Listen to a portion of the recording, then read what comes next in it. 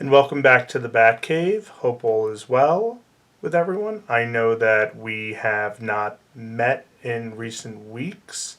I have been focusing on a couple of other pet projects of mine that hopefully will come to fruition in the foreseeable future. So, yesterday, November 12th, 2021, marked the second year anniversary of Disney's streaming service, Disney Plus. In marking the second anniversary, Disney celebrated what was referred to as Disney Plus Day in regards to the streaming service. And in celebration of this day, what Disney did was they released a complete lineup of upcoming films and series for their streaming services spanning a wide range of intellectual property brands, including Pixar, Lucasfilm, and Marvel, to name a few. Now, while some of these first looks were expected, some were not. So I was quite pleased at what I was hearing from yesterday. So in terms of the content that Disney promoted for their streaming service on Disney Plus Day, the way they did this, they based it on different brands. So for organizational purposes, it's important that we go by brand. So let's first start with Marvel. Looking at a most comprehensive look of what is going to be released in the upcoming year from Marvel, we were provided with a first look at Moon Knight, a first look at She-Hulk, a first look at Ms. Marvel. What If Season 2 was announced. Loki Season 2 was also reminded about. The Echo series starring Alaqua Cox and Maya Lopez was announced. Spider-Man Freshman Year was also announced. There was a new look at I Am Groot. A new look at Ironheart. The Catherine Hahn will be returning in Agatha House of Harkness. There will be a holiday special for the Guardians of the Galaxy. There was the announcement of an animated Marvel Zombies series. A new look at Secret Invasion.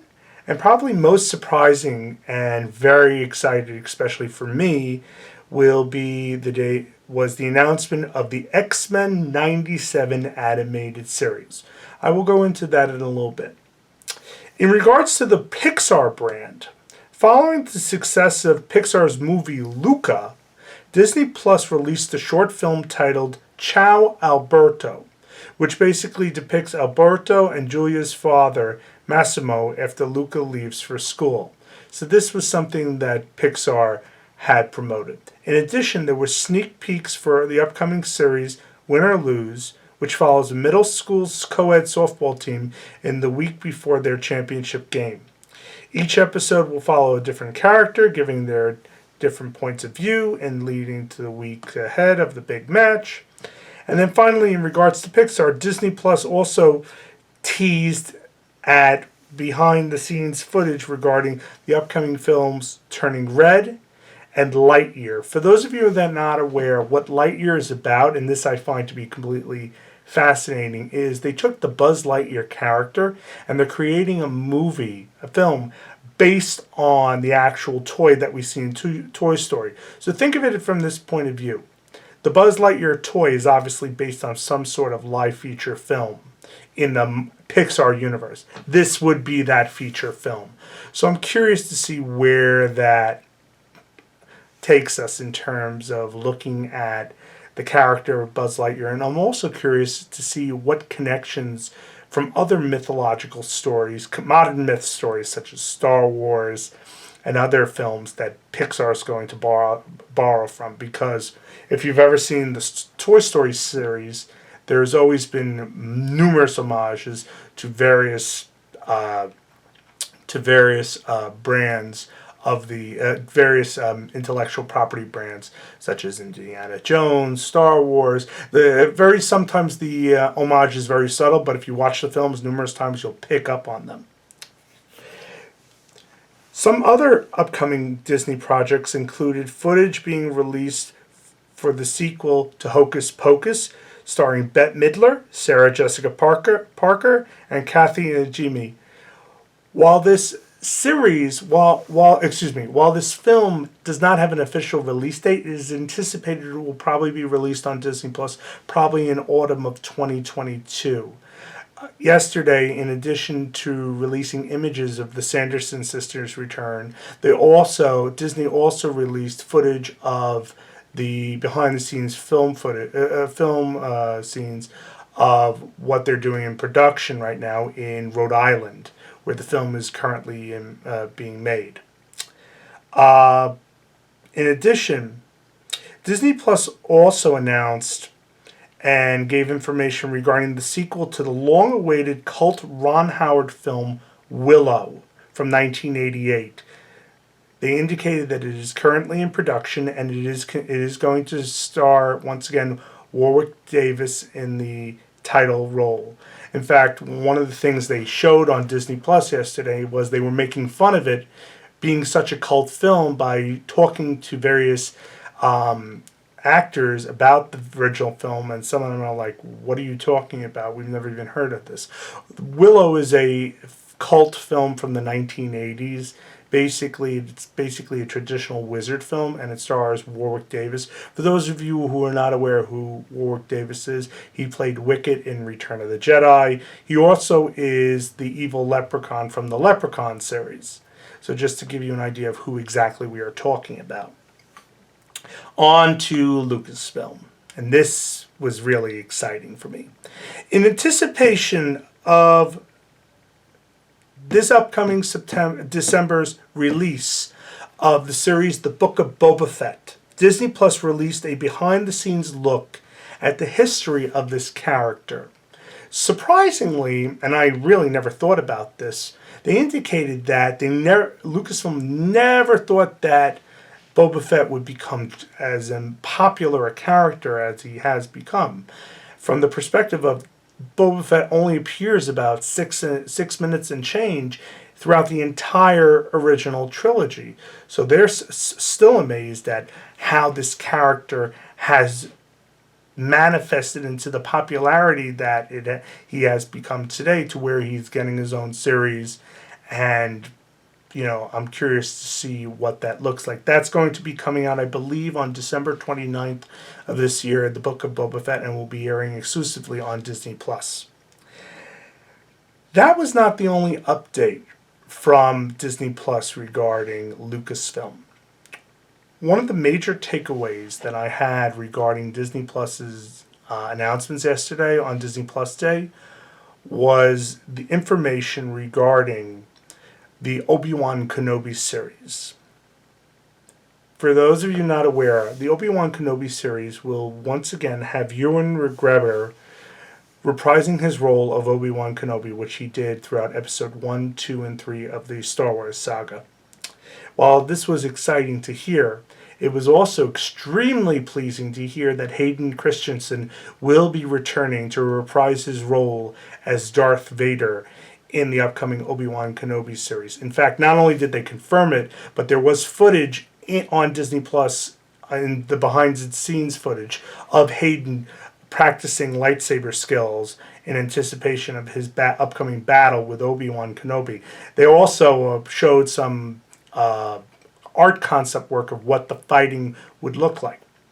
What I find very interesting about this upcoming series is the idea that they're going to change the mythology of Star Wars just a bit to basically say that before Obi-Wan and Vader have their final duel on the Death Star in Episode 4 from 1977, there is actually going to be another meeting of the two in between Episode 3 and Episode 4, where there is another duel. So I find that very fascinating that is being implemented into the Star Wars story.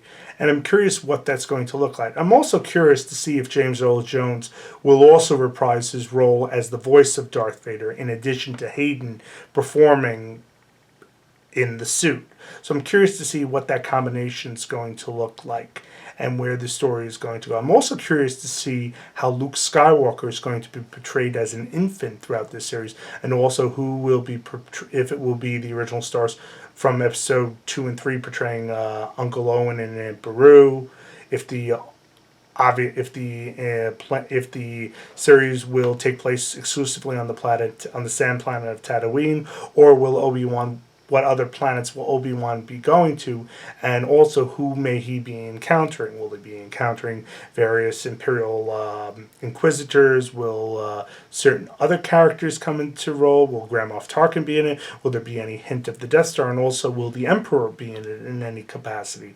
So I'm curious to see where this series is going to be going. That was probably one of the more anticipated or exciting pieces of Disney Plus news from yesterday. However, the one thing that I really have to bring up that I was fascinated with is, and this caught me off guard because I had no idea that this was in development. On the slate of Marvel's anticipated programming, Disney Plus revealed yesterday that they are going to be releasing what is known as X-Men 97. This is going to be an animated series that picks up where the 1990s X-Men animated series took place. Specifically, for those of you who remember, the X-Men animated series began in 1992 and it aired on Fox Kids. It was produced, I believe, through Saban Entertainment. So it's very important that if this is going to be what we believe it is very important to wonder a couple of things. A, is the series going to incorporate the original voice actors from the 1990s animated series who voiced various characters including Wolverine, Cyclops, Jean Grey, Magneto, Professor Xavier? It's also interesting to see where they're going to leave off with this. In the season finale from the 90s, when the series ended, Professor Xavier was sent to live with Lalandra of the Shi'ar Empire because he was attacked. So I'm curious to see where they're going to pick up on that. The other major thing is, are they going to be bringing back the original X-Men animated music theme that has resonated throughout the 1990s, even in today's day and age? That animated song or theme was made by a composer, Ron Wasserman. For those of you who don't know, Ron Wasserman is also the same individual that created the Mighty Morphin Power Rangers theme song. So this is the same person. In fact, on my newsfeed, when I saw what Ron Wasserman was saying, he said, I'm going to have a meeting, I believe he said in December, with Disney, but he doesn't know what's going to be yet. But one can only hope and pray that if the X-Men 97 saga series is going to stay true to the original 90s story and it's taking place in 97, then of course would they like to have that continuity in using the original X-Men theme. So, and it would be great, of course, for him to be composing it. So I'm curious to see where that goes and if that will really become fulfilled. The last major thing that I became curious about yesterday is actually based on Disney Plus's membership. Specifically, because Disney also owns Fox, The Simpsons are also a major component of Disney Plus now. In fact, all the Simpsons episodes are on Disney Plus. And yesterday, a short 6-minute film from The Simpsons made fun or humorously talked about what's going to be with these updates on Disney Plus. Specifically, in the 6-minute short, Lisa Simpson comes into Moe's Tavern and starts singing a Disney-type song. And throughout her lyrics, she brings up about how Disney Plus's updates will increase the stock price, which actually, unfortunately, did not do that, humorously.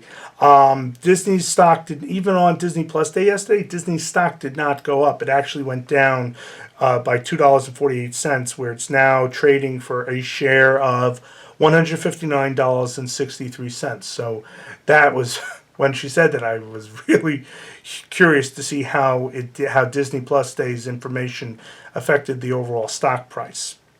Lisa Simpson also brought up about how, as long as Disney has your credit card on file, your subscription to Disney Plus will automatically be renewed, which is nothing new. But here's where the curious part comes in.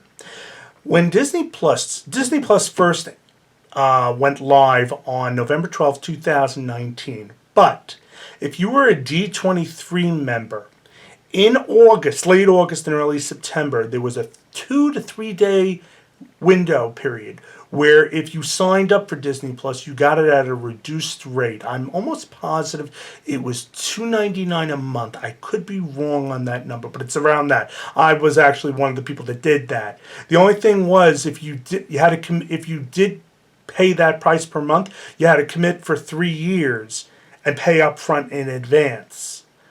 So the thing about that is, I'm curious to know that with that 3-year period coming to a close in next year, will Disney be offering any added incentive or discount for those that were in the 3-year commitment, whereas everybody else, pays month to month? So I'm curious where that would go. The only reason I thought of that is when Lisa was talking about,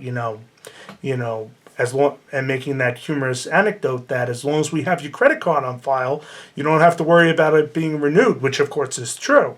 So I'm curious to see what will happen next year with the renewing of subscriptions. Most curious to know, with all the updates and new releases on Disney Plus, will Disney at all increase their membership fees? I am curious to see that, because within a year, they're taking on a lot of, and this is just my noticing of this, they're taking on a lot of product in terms of how many things they're actually putting into production. With all the actors, productions, film costs, it could be quite expensive. So I'm hoping that cost does not get turned on to the consumers. So one can only hope that doesn't happen. But overall, yesterday's Disney Plus Day I found to be extremely informative and engaging regarding the online assembly of updates that Disney will be releasing within the next year. Obviously, this is a marketing technique to entice people to keep their memberships, to let people know that not only is Disney Plus doing well, but that they are investing in new programming and new films and new series. So it should be exciting to see where they go in the year ahead. My other major wondering is if Disney Plus is going to realize that, let me reiterate, if Disney realizes that their online streaming service is the way to go, will they be reducing the number of films that are available within cinemas? Or will they just be releasing stuff on Disney Plus eventually permanently? So that's something just to take into consideration. That's it for this evening. I hope everyone enjoyed this week's episode. I will be releasing more episodes in the weeks ahead. Next week is Anime New York City. I will be attending that, and I will be updating Larry's Batcave with information regarding my visit to that convention at the Jacob Javits Center. Thank you so much for joining this evening. If you if you enjoyed what you heard, please like and subscribe to Larry's Batcave. And as always, I look forward to speaking with everyone again on our next topic. Thank you so much. Have a great evening, guys. Bye.